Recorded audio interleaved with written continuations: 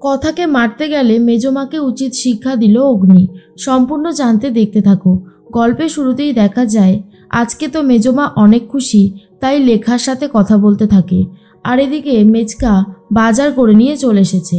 তখনই লেখা বলে, হ্যাঁ রে, বাজারটা তো সেই বাজার থেকে করে আনছিস, আর এই যে বাড়িতে আসলি তারপর থেকে ব্যাগটা আমাদের হাতে দেওয়ার জন্য একেবারে চেল্লামিল্লি শুরু করে দিস। কি যে পাস তোরা বুঝি না। আমি ভাইকেও দেখি আর তোকেও দেখি, দুজনাই একেবারে একরকম।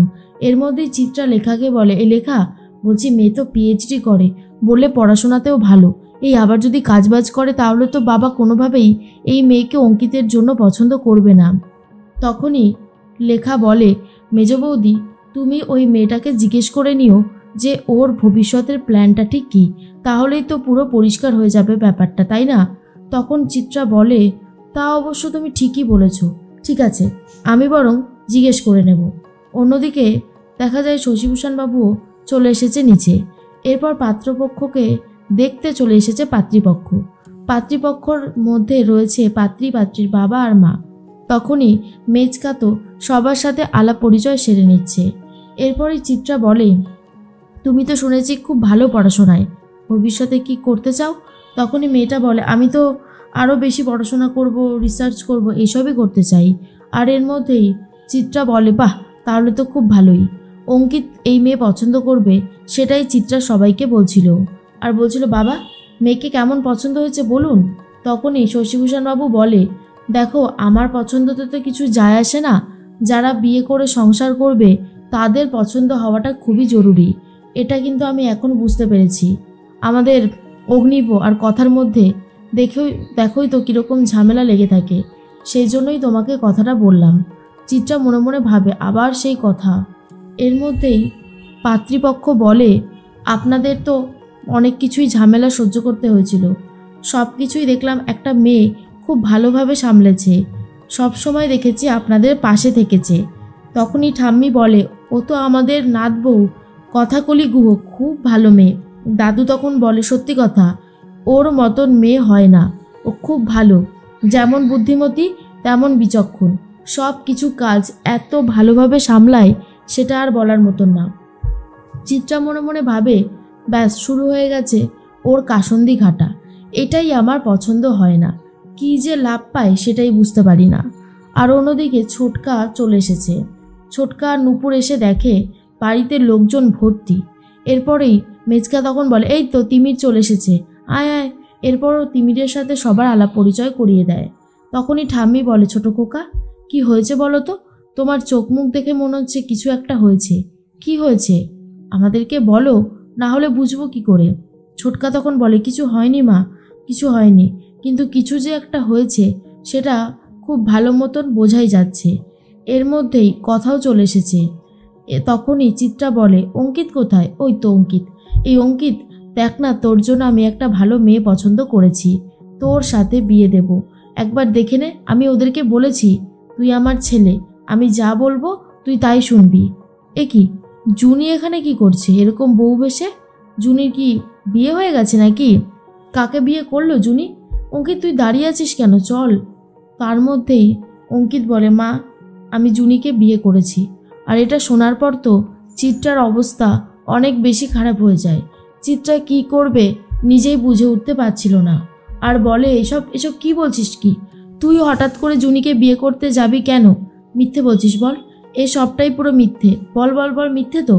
তখনই অঙ্কিত বলে, কোনো মিথ্যে না, যেটা বলেছি সেটা একেবারে সত্যি কথা। তুমি যদি বিশ্বাস করতে না পারো সেটা আলাদা ব্যাপার, কিন্তু এটাই সত্যি কথা। জুনি তো খুবই কান্নাকাটি করতে থাকে। আর তখনই ছোটকা, কথা সবাই বোঝানোর চেষ্টা করছে চিত্রাকে। ছোটকা তখন বলে, মেজ বৌদি, কথাটা শোনো পুরোটা, তাহলে বুঝতে পারবে, না হলে কিন্তু বুঝতে পারবে না। চিত্রা তখন বলে, আমি তোমাদের কোনো কথা শুনতে চাই না।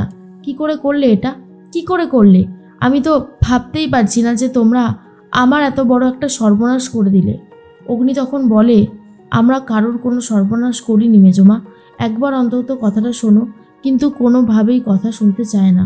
তার মধ্যেই প্রত্যয় বলে, আমি জানতাম মেজ মিমিয়া এত সহজে এই ব্যাপারটাকে মেনে নেবে না। তখনই জুনিকে বলে, তুমি ইচ্ছে করে আমার ছেলের ঘাড়ে এসে জুটেছ, এই জন্য আমি তোমাকে সহ্য করতে পারি না। কি ভেবেছো? হ্যাঁ, তুমি কি ভেবেছো এইভাবে তুমি পার পেয়ে যাবে? তোমাকে আমি এই বাড়ির বউ হতে দেব না। কথা বলে মেজমা, জুনি ইচ্ছে করে এই বাড়ির বউ হয়ে আসেনি। আমরা একটু আগেও জানতাম না যে অঙ্কিত দার সাথে জুনির বিয়েটা হবে। তুমি আমার কথাটা শোনো। চিত্রা কোনো কথা না শুনেই কথাকে ঠাস করে চড় মারতে চাচ্ছিল। তখনই অগ্নি এসে হাতটা ধরে বলে, মেজমা তুমি কিন্তু অন্যায় করছো। কথার এখানে কোনো দোষই নেই, তুমি কথার গায়ে হাত তুলছো কোন সাহসে? তখনই শশীভূষণ মনে মনে ভাবে, যাক এইবার অন্তত অগ্নিব নিজের স্ত্রীর হয়ে কোনো কথা বলছে, এটা দেখেও অনেক বেশি ভালো লাগছে। তখনই চিত্রা বলে, অগ্নি কি করে এটা সহ্য করবো বলতো? অঙ্কিত এই জুনিকে বিয়ে করেছে, এটা কি সত্যি ঠিক হয়েছে? জুনিকে বিয়ে করাটা কোনো সলিউশন নয়। জুনিকে যেখানে রেখে আসো কথা, আমি আমার ছেলের বিয়ে দেব। রূপশ্রীর সাথে আলাপ করিয়ে দিতে চায়, কিন্তু রূপশ্রী তখন বলে যে এই ছেলে অন্য একটা মেয়েকে ভালোবাসে, তাকে আমি কখনোই বিয়ে করব না। বাবা এখানে রয়েছো কেন? চলো, আমাদের এখান থেকে যেতে হবে। এরপর রূপশ্রীর বাবা মা চলে যায়। আর তখনই মেজকা বলে, আচ্ছা তিমির, তুই থাকতে এত বড় অঘটনটা ঘটলো কি করে? আমি তো সেটাই বুঝতে পারছি না।